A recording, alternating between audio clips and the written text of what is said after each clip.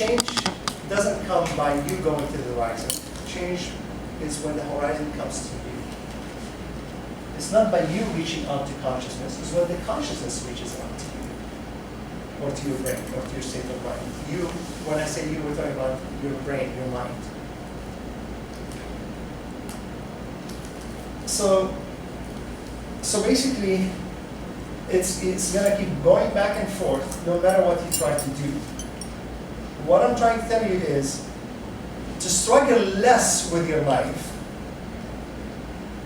Let things be, although there's a verb here, but it's okay at this point in time. I'm not living with verbs anymore. Let the struggle be. Let Dan be as he is. Don't try to change him.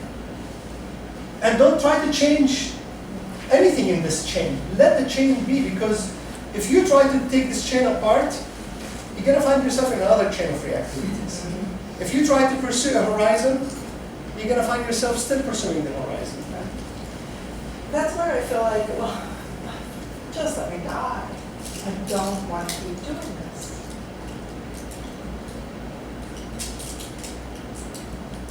What other alternative do you have? What do you feel like?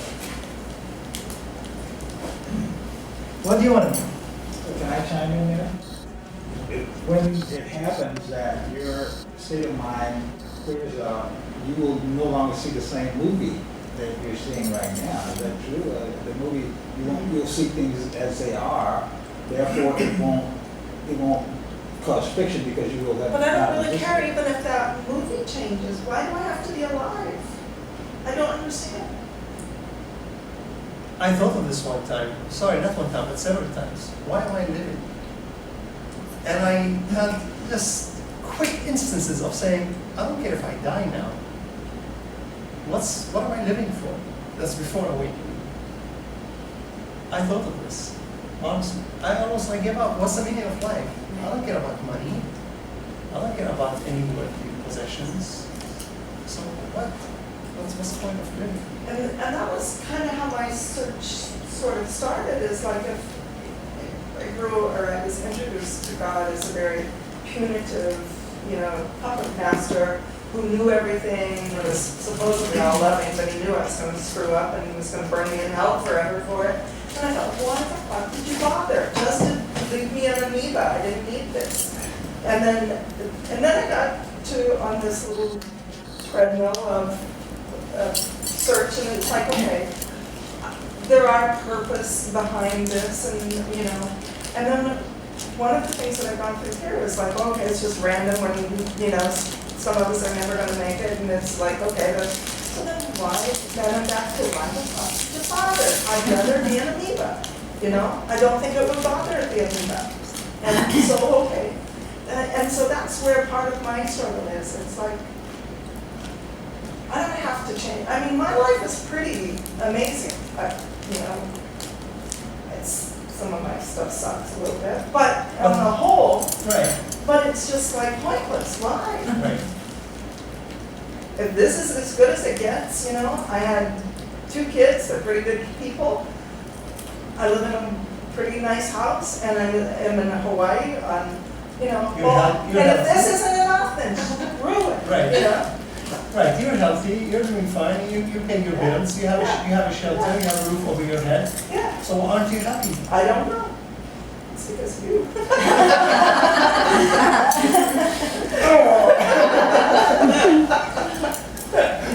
No, but I mean, that's just what, like, if we can't pursue and all we do is just, and then I sometimes feel like with the situation with Dan, I just lay there like a dog and let him stop on me, and I guess I could get more miserable. I don't think we should, but we don't have to be like complacent either. I mean, I don't know.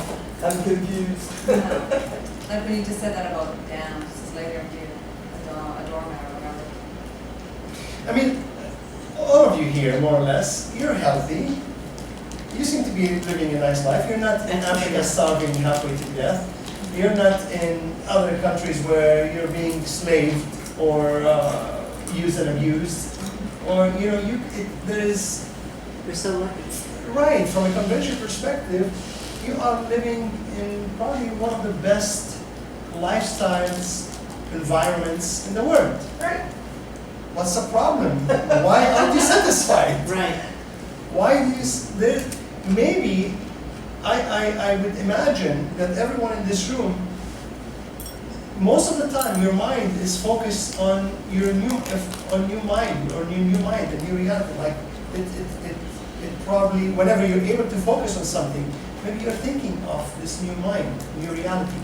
Is this where you think you'll find your happiness? Is that why you're pursuing this? Why do you want to be awakened? What's the reason for it? To me, it's like there has to be a reason, a purpose for existence, but I feel like I'm missing it. And it's not happiness, although I do believe that kind of fulfillment, like that, yes, I am one, or I don't know. I think that it would be happy. I think it would be peaceful. I think it would make sense. And this stuff, I mean, this makes sense. I understand it, but that's what like if I get this, why don't I get it? Why doesn't consciousness come and hit me in the head and say, that's what we're looking for, Linda? Consciousness is hitting in the head every day, all the time. How come I don't get But you're it? ignoring it because your focus is somewhere else, your brain is somewhere else. Your brain is on the convention aspect of things. Why all kind of stuff is happening in your mind. There's all kind of new leaps that are happening, small, tiny new leaps that are happening in your new mind. And they're not happening in the sense of change or process, but they're like frames, like I explained to you, like frames. So if you watch a movie, you look at the movie, and it looks like something is causing something, something is causing something, the man is running because the police are chasing him, whatever it is. So it's cause and effect, and it's a continuum. But actually it's all frames. It's still frames, right? It's still frames, and there's no frame that's affecting the next frame at all.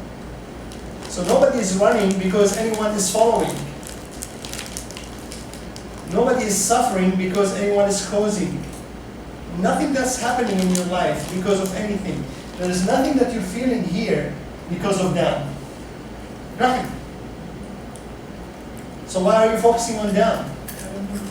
And why do you blame them for it? Nothing. Absolutely nothing.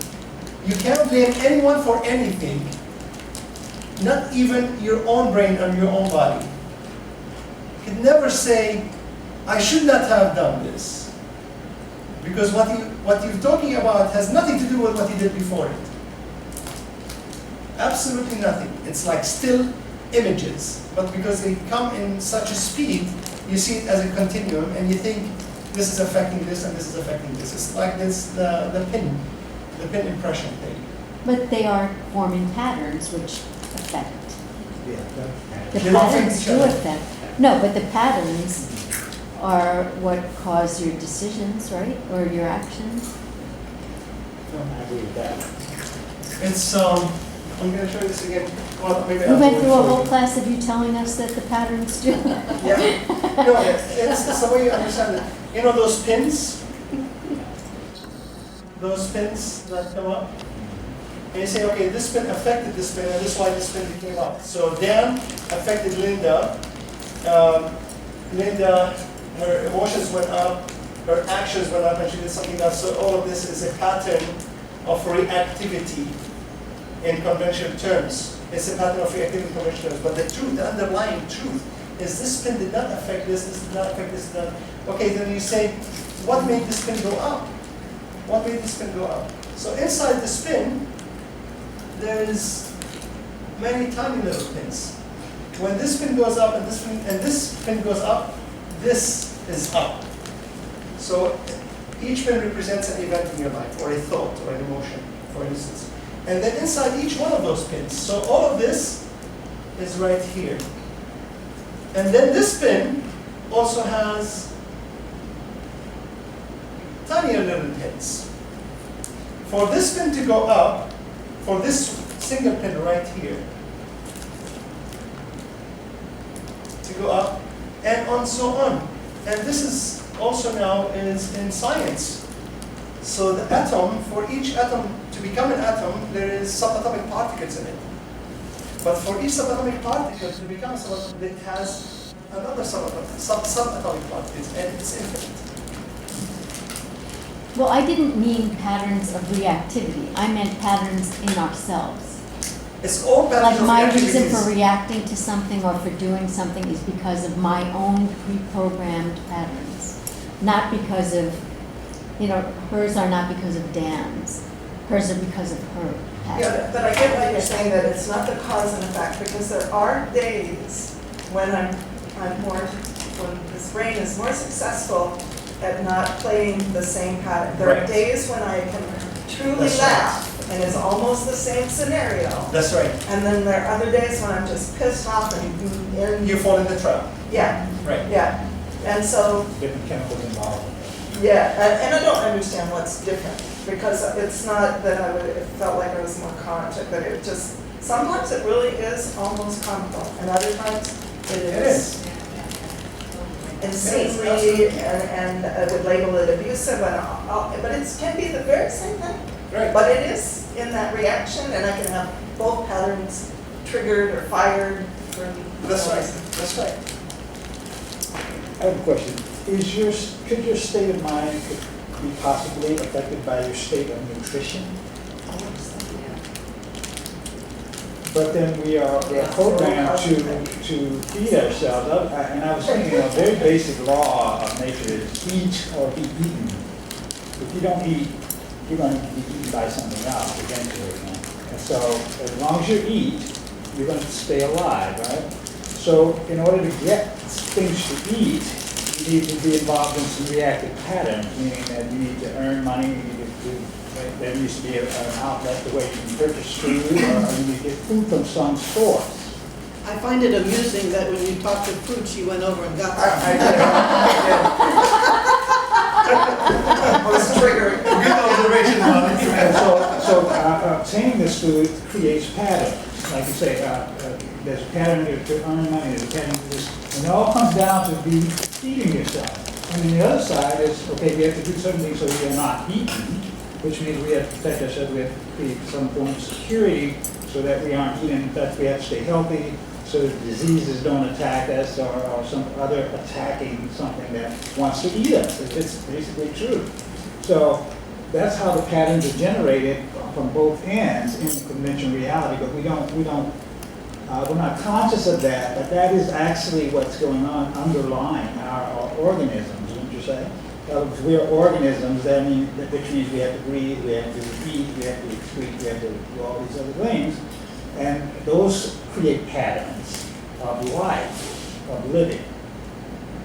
And our consciousness is associated and connected with that struggle, if you will, to eat or be eaten.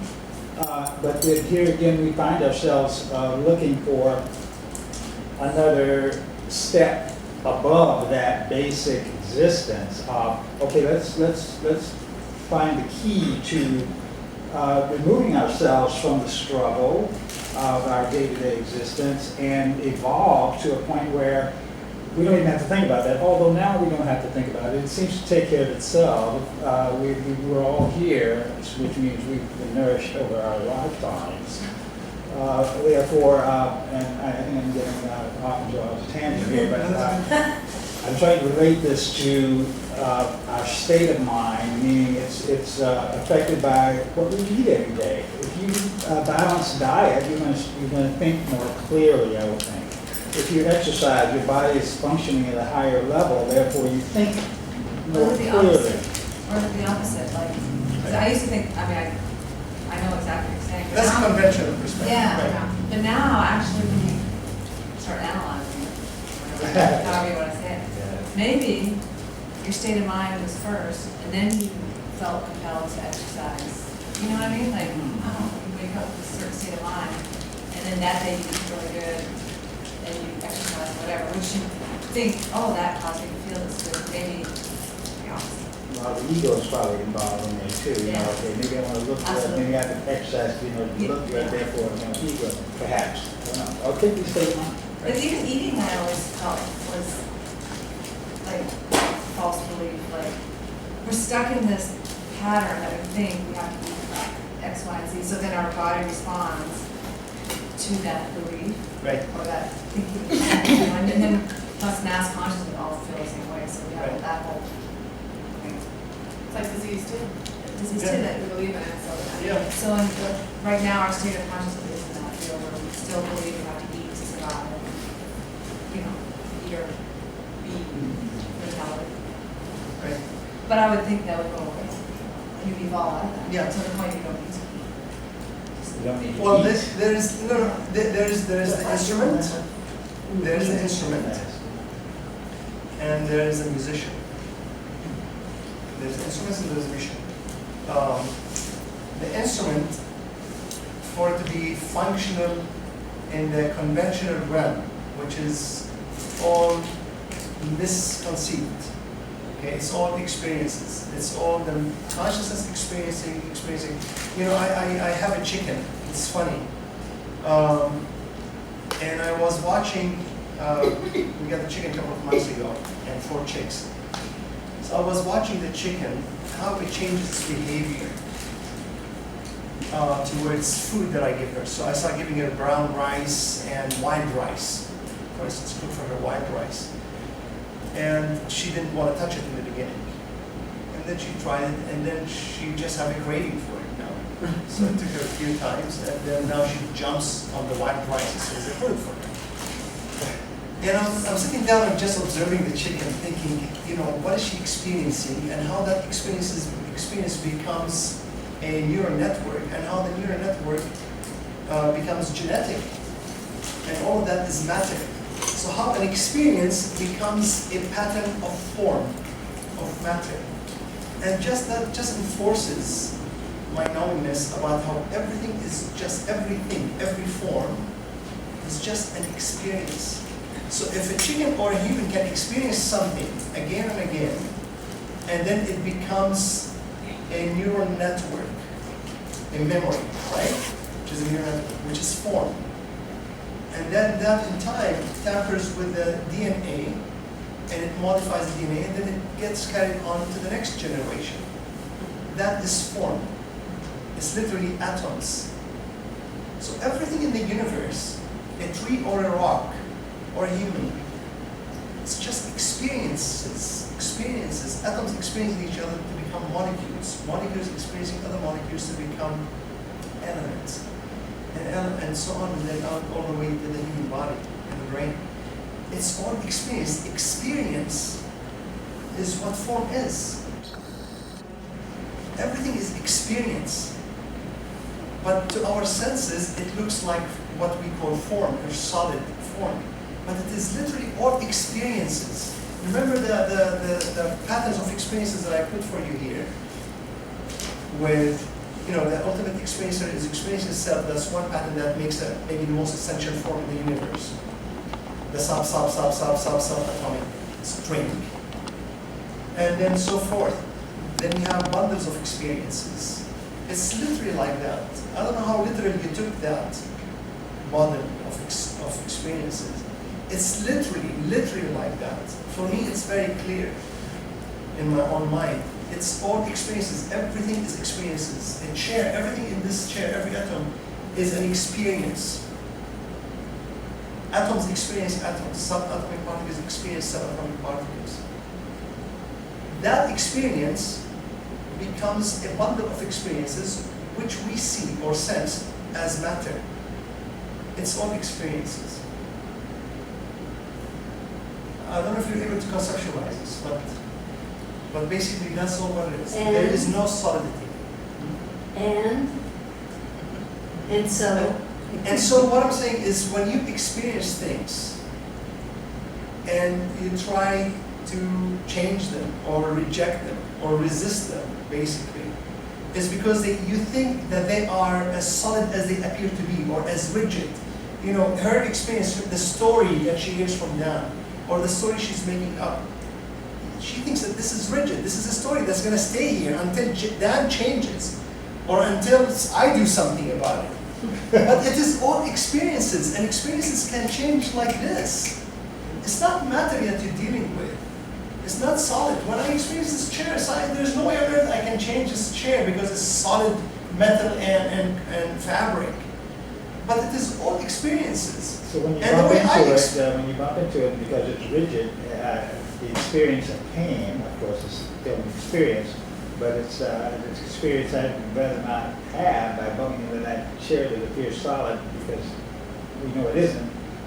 But it does create a reaction when you bump into it. It creates some experience of pain. Right. This pain becomes a memory, and now it becomes a little neural network where it makes you avoid running into a chair, for instance. But that's all convention. That's how all the conventional realm is memories. This chair is a bunch of memories of experiences. That's Isn't why it a it's a chair? record of experiences. Isn't it a chair because we're judging it to be a chair? Yeah. Well, from that perspective, right. But what makes this chair, for instance, I mean, if I take this chair here, and I can tell you this chair is literally a bundle of recorded experiences. That's all what it is. It's experiences that get locked in a memory. This is a memory. If you think, and this is proven by science, it's not something that, that you have to think too much about. But what is iron? Iron, or iron. My accent. It's certain, atoms that have certain number of neutrons, certain number of protons, and certain number of electrons. There's a density factor also. Right. Well, that's what makes it dense. It's the, it's the mass of those protons and neutrons put together, so they make mass, certain mass, and that's what density is. But it is a recorded experiences of atoms and electrons being in one bundle together, experiencing each other the same way, and they are locked in that pattern of experiences. The electrons keeps orbiting the protons and neutrons. The protons and neutrons are the positive and negative charges. They dance around each other in a certain way, all based on locked patterns of the way they experience each other. They get locked in those patterns, and it makes metal. So when your state of mind changes, and the way you experience things changes, because your experiences are based on how your state of mind allows those experiences to be. So if this is the lens, this is your state of mind, and let's draw lines on it here. I draw lines, and then vertical and horizontal, right? And the light goes through here. You said like you experience food, if your nutritional intake is good, then your state of mind is better. It's the other way around, like Brigitte said. It's exactly the other way around. So let's say you have a clutter here. You have the scaffold, right, in your state of mind. So this is the lens, your mind, and you have beliefs and hope and separatism and pursuit and all of that stuff that's cluttered, the ego, all that stuff. And then light, consciousness is coming through this mind, it's coming through this lens. And when the light hits the lens, because there's so many dividers here, the light's going to get broken up, and it's going to project on the screen as squares of light, so patterns, right? That's what you're going to see on the screen. You're not going to see one light. Now, if the scaffold is out, if your mind is clear, you don't have ego, you don't have beliefs, you don't have any of this stuff, and the light shines through. When you look at the screen, the light that's coming out of here on the screen, it's going to be white light. You see oneness, only one. So, but when you have all of this stuff, which one of them is believing in separatism or believing in cause and effect, my nutrition or the way what I eat affects my state of mind, cause and effect. That's one of the clutters in our mind, is the concept of cause and effect, or circumstance and consequence. So when we think in those terms, that if I eat healthy, I'm going to have a healthier mind, cause and effect, that's just a clutter in the mind. And you're going to keep experiencing the same reality of separatism and of, this is separate from this is affecting this, therefore I have to do this, she has to do that, whatever it is. And you keep that circle going, you keep that chain going. But the other way around, what you end up eating, or the nutrition that you need, what this body will be guided to eat or do, is due to your state of mind.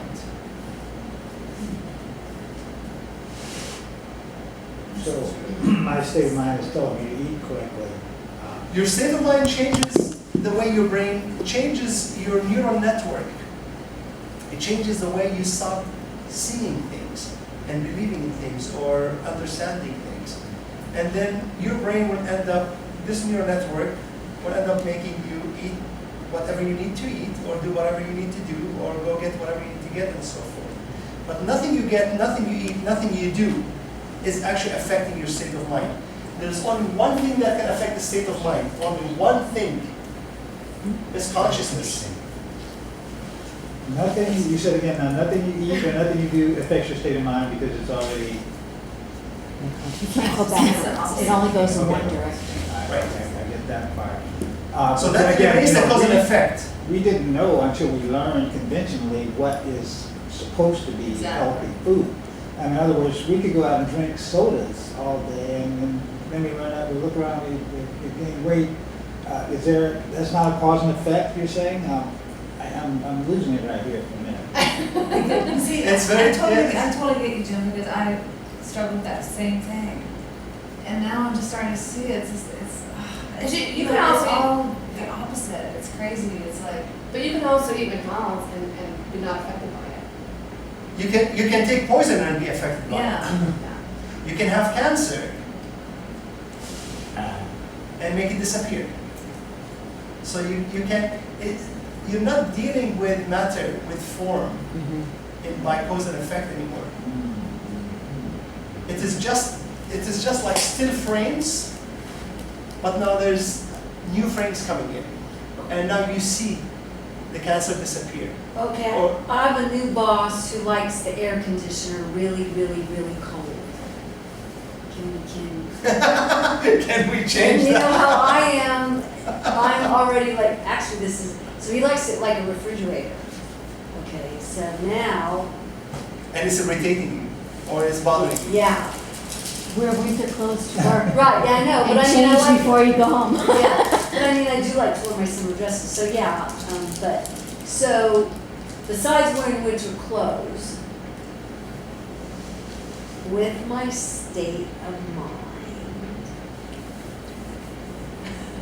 I can't, it won't bother me.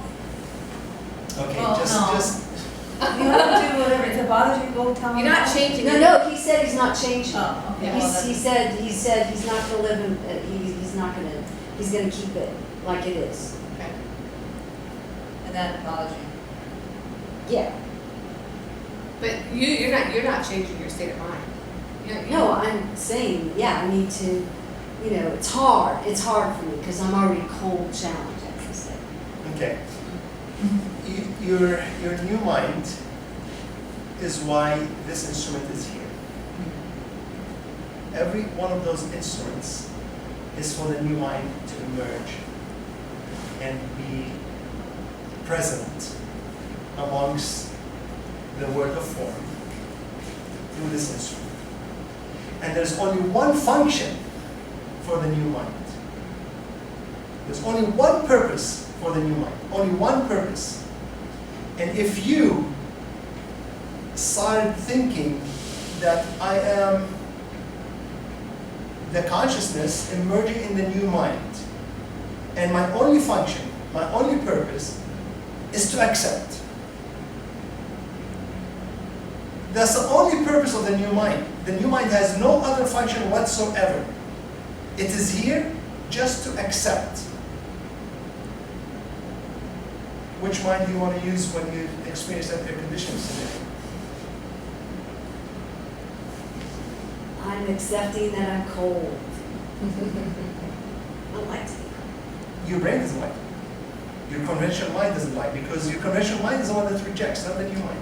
So now your new mind is emerging, and its only function is to accept. When you, the consciousness, experience rejection, it is not your new mind. It is your conventional mind. It's your subconscious mind that's rejecting the code. What do? Just look at it, just look, just keep looking, Look at what? look at, That's a verb. look at. Whatever you're. Observe, But who? Whatever you're about to Observe, do. observe what? observe my brain. Yeah. Accept your brain not liking the cold. Say, my brain doesn't like the cold. My brain wants to go up and tell my boss something. So it's like living your regular life. Just live your regular life. If your brain is mad, your brain is mad. The struggle If you're- comes when you resist it. Yeah, this is called zero resistance. If your brain is upset at down, That'd be upsetting. your brain needs to be upset at down. If your brain wants to react and be part of this chain, then your brain is going to go react.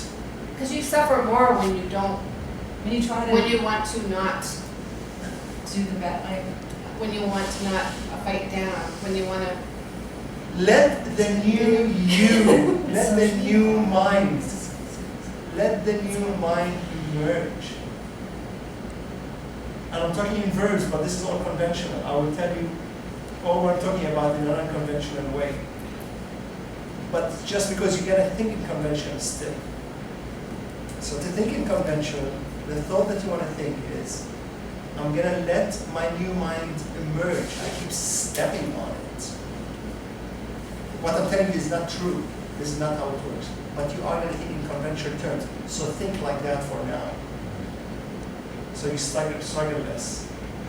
Let my new mind emerge. And how do I let my new mind emerge? By accepting my conventional mind.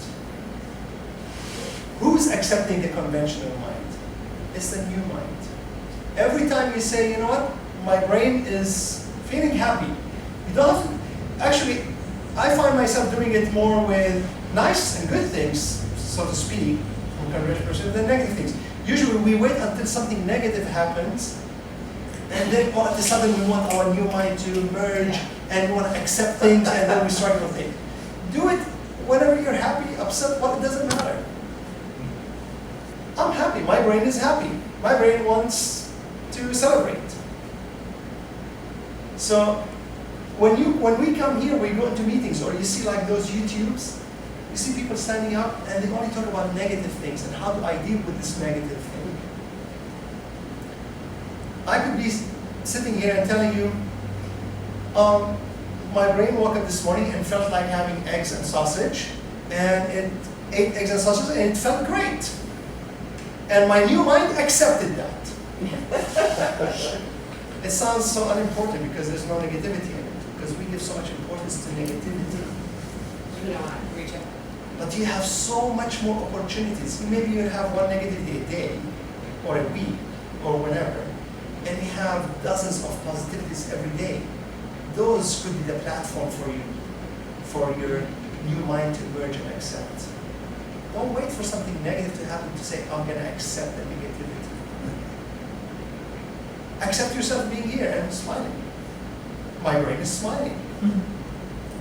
I accept it. That's the emergence of the new mind. The new mind is here to accept everything that the brain is and that everything outside the brain is. That's called zero resistance.